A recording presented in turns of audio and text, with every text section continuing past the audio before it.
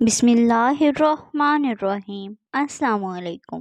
Islamic بات 9 پر آنے والے محترم ناظرین کو خوش آمدید۔ مور جتنا بھی خوبصورت ہے اس سے کئی زیادہ جنت میں خوبصورت تھا۔ مور کی خوبصورتی پر سبھی پرندے فدا تھے، لیکن ان سب خوبیوں کے باوجود مور سے ایسی کون سی خطا ہو گئی جس سے اللہ تبارک و تعالیٰ نے مور کو جنت سے نکال دیا؟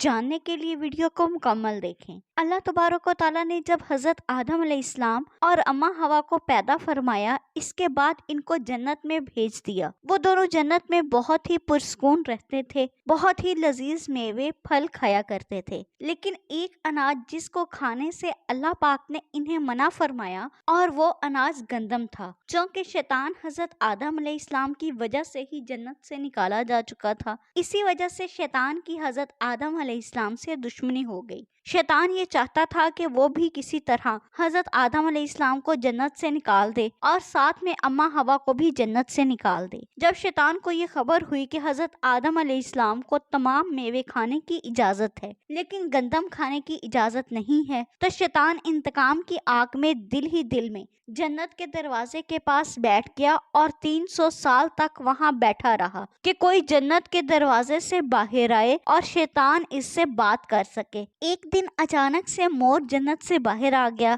شیطان اس کو دیکھتے ہی بہت خوش ہوا۔ شیطان نے پوچھا، اے خوبصورت پرندے، تم کون ہو؟ مور بولا، میں مور ہوں، اب تم اپنا تعارف کراؤ۔ شیطان نے جواب دیا کہ میں عالم کروبیہ کا ایک فرشتہ ہوں، میں اللہ پاک کی عبادت سے ایک پل بھی غافل نہیں ہوں، میں چاہتا ہوں کہ جنت میں جاؤں، وہاں کی نعمتوں کا اپنی آنکھوں سے مشاہدہ کروں۔ شیطان مور سے کہنے لگا کہ تم مجھے جنت کے اندر لے جاؤ، میں تمہیں 3 ایسی باتیں بتاؤں گا جس سے تمہاری ابدی زندگی حاصل ہو جائے گی، تمہیں بڑھاپا اور بیماری نہیں آئے گی، تم ہمیشہ جنت میں ہی رہو گے۔ شیطان کی یہ باتیں سن کر لالچ میں آ کر مور نے کہا، مجھ میں تو اتنی طاقت نہیں ہے کہ میں تمہیں جنت میں لے جاؤں، لیکن ایک سانپ میرا دوست ہے، وہ شاید تمہاری کچھ مدد کر سکے۔ یہ کہہ کر مور سانپ کے پاس آیا، اس کو ساری بات بتائی۔ سانپ بھی شیطان کی باتوں سے بہت خوش ہوا، پھر شیطان کو اپنے منہ میں چھپا کے جنت میں داخل ہو گیا اور یوں شیطان اپنی چال میں کامیاب ہو گیا۔ جنت کے تمام نگہبانوں کو یہ معلوم تھا کہ شیطان یہ چال چل رہا ہے اور جنت میں داخل ہو چکا ہے۔ فرشتے شیطان کو جنت سے نکالنے لگے، تبھی اللہ پاک کا حکم ہوا کہ اس کو